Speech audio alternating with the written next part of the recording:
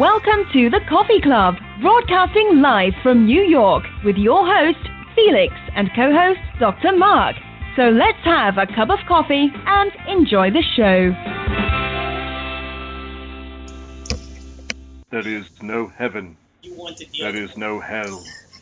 There is only this world and its dark reflection.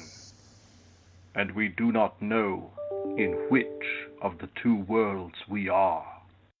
We are here. We are live. For the first hour, I'm Felix. Are you playing the harp? Are those? Yeah, are you strumming? Are we in heaven? We're in heaven for the first hour. That's the second hour. Oh, okay. The first hour. Good evening. Welcome to the Coffee Club. My name is Felix, and I am Dr. Mark. Dr. Mark. Yes, I forget who I am sometimes. Yeah, well, things that's always what happens change. when you get older. What? What happens when you get older? Oh, speak to you. Are we older? I think. Yeah, well, I don't know. We're hoping that we can at least match last week's show, ladies and gentlemen. That was a show for the ages, I must say. 5 separate callers, all discussing politics, basically respecting each other, except for that phony phone call. Yeah.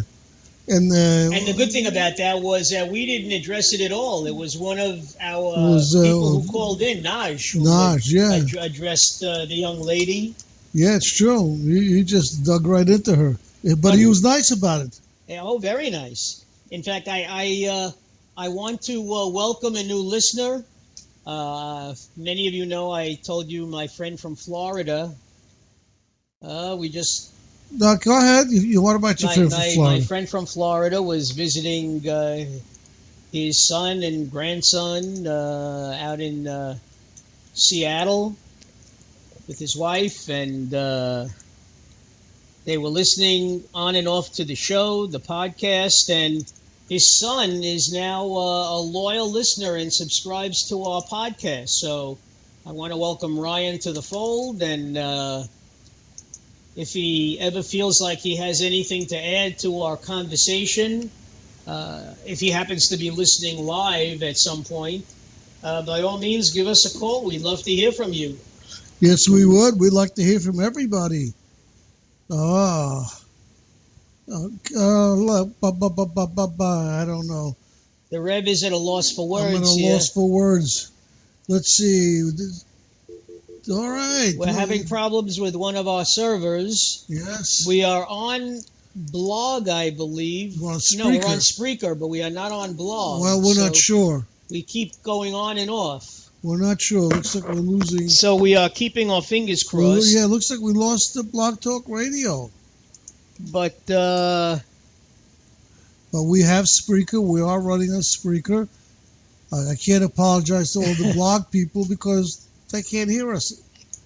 Well, as our Spreaker listeners know, if they read the blurb, I happen to be discussing with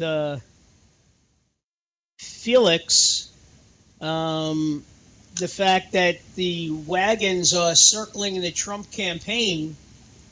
It seems like almost everything he says now is he doubles down and he's questioned about it and he doubles down again. Yeah. And what Felix was trying to impress upon me is that there are still 87 days left and a lot can happen between now and then. Yeah, I believe so anyway. So we'll see what happens. But just this week, he sort of blamed Hillary and President Obama for the formation of ISIS, the rise of ISIS. And well, not intentionally, obviously. Well, he says, I'm being sarcastic. But he says that a day later. And if he could have gotten away with it without there being any criticism, he wouldn't say he's being sarcastic. Most people who have a half a brain understood what he said. It's pretty simple what he's talking about. He's not blaming. He's not saying that what do you think he's saying? That Obama went and started ISIS? Well, I will say one thing. One of the writers from the Washington Post, Ann Gearan, said tonight that at no point when he runs his business does he take any guff or criticism from anybody. He answers right away.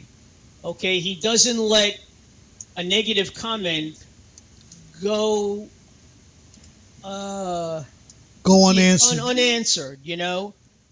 But it seems to me that that's how he's running his campaign. Yeah, he's running it like a business. He's got to learn it's politics. You know, politicians have to learn that they have to have a thick skin. Believe me, Yeah. A lot is said, Yeah. and I mean, hey, look, I could say that just from being a teacher for 34 years. You know, I've had things said about me, and it's not worth going into any great detail. Yeah. You know, I mean, But, some of the simple, yeah, you're right. Yeah. You know, if he wants to be taken seriously, and that's the thing, I'm sure he does want to be taken seriously. Look, you know, he doesn't consider himself a fool. And in most cases, I'm sure he's not a fool, but he's certainly acting like one when a day or two later he says, "Oh, that was all sarcasm." Because people don't understand that. I mean, listen, I never questioned what he said when I heard him say it originally about Hillary. To me, it was obvious what he's saying. What I've been telling you always, right? Yes. It's obvious what he said. The same thing with the Second Amendment. It was obvious. Go out there and vote.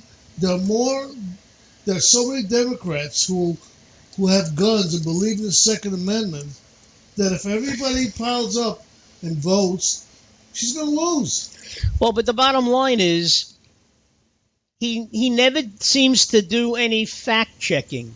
He talks off the top of his head, says what he wants. Now, I know a lot of people like that, but the bottom line is he's feeding people facts that are not facts at all. Okay? I mean, they're just made up. Like what? Name one. It's hard, isn't it? No, it's not hard. I'm just repeating what I heard on the news. You know, they mentioned some, but... Well, this is... Who said it? MSNBC? CNN, MSNBC. Even Hannity said he has to be careful because Reince Priebus gives him instructions on how to behave, and then he does what he wants. No, Hannity says, you don't want to... some people take him wrong, yeah. But what I'm saying, look at Hillary. She hasn't done... Hillary doesn't help herself when she opens her mouth and starts talking about the FBI and Comey and everything else. The bottom line is, I'm a supporter of hers, but she does have an honesty problem when it comes to certain things. Okay? She hasn't done a news conference since last year. She's ahead. Why should she have to? He does one every night. Not so much a news conference, but a rally. And he always a lot of times he answers questions in his rallies also. I didn't say no. I'm just saying, but, no matter what, people there are people from different radio stations that want to ask her questions. But the rule of thumb generally is when you're ahead, you can call the shots, and she's definitely ahead. Yeah, but even people ahead always do news conferences. It's a normal thing, just like the president does news conference. You talk about it. People have asked, well, how do you feel about this? Or how do you feel about this? I mean, I know she doesn't know. One of the problems is she doesn't know how to talk off the cuff. Well, she says she's not the speaker that her husband is or Obama is. She's not that gifted a communicator, okay? And believe me, I could believe it because of all the trouble she's having explaining away these emails. Well, you can't explain it. You can't lie. All she has to do, I'm sorry, yes, I was wrong, yes, I lied to the public, and that'll be the end of it. Well, but she did say after a while, I made a mistake, I shouldn't have done it. And then right after that, she says, I told the public the truth, just like I told the FBI. And no, you told the FBI the truth, And the FBI, you told me. Well, but the two or three things that came out as far as being classified that she didn't know about were released by. So her staff said they were released by staff members, okay, of hers when she was with the State Department. They weren't released by her. Well, if you hear Comey, he said there was 3 of them that were definitely she had, and there were a lot that she sent out. Hey, look, I also know that Comey said if she was applying for a job with the FBI, I wouldn't hire her. And if she was working, he would fire her. So obviously she did some things that are wrong. And every time that you turn around, there's more incriminating emails coming out. Those 33,000 that she said she didn't have. Trump's working that out with Russia. The Russians are going to find out what they are. No. Yes, they are. Trump said so. They're coming out because they're coming out of the government has them, but they're not putting them out. And what is that when you ask for Freedom of Information Act? That's how they're getting them, because those 33,000 she may have thrown out, but the government has copies of all of them, and they're not releasing them. Well, that's why they say once you put something out there on the internet, it's never deleted. It's always out. It's out there forever.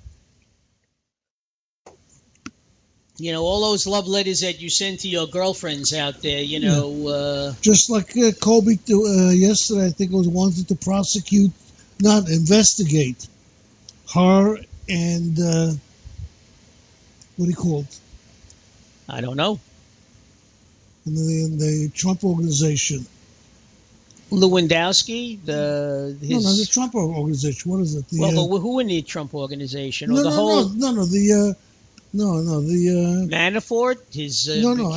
No, not Trump. I'm sorry, Hillary and the Clinton. The Clinton Initiative. Yeah, they FBI wants to investigate. They felt there was some things. Well, they want an accounting of the funds from Saudi Arabia. Among others, there's more than that. And the Justice Department said, no, you can't do investigation. Why? If the FBI wants to do something, they have a good reason. And there's a possibility the FBI may do it anyway. And also, they said there's a lot more emails coming out. Well, I can hardly wait. Every time they come out, they're incriminating. Yeah, but she's only got 2 feet that she could put in her mouth. Where is she going to get a 3rd foot? You know, I don't know. Hey, look. She'll take her husband. It's all going to be resolved in 87 days. She'll take her husband's foot next. It's all going to be resolved in 87 days. What could I tell you?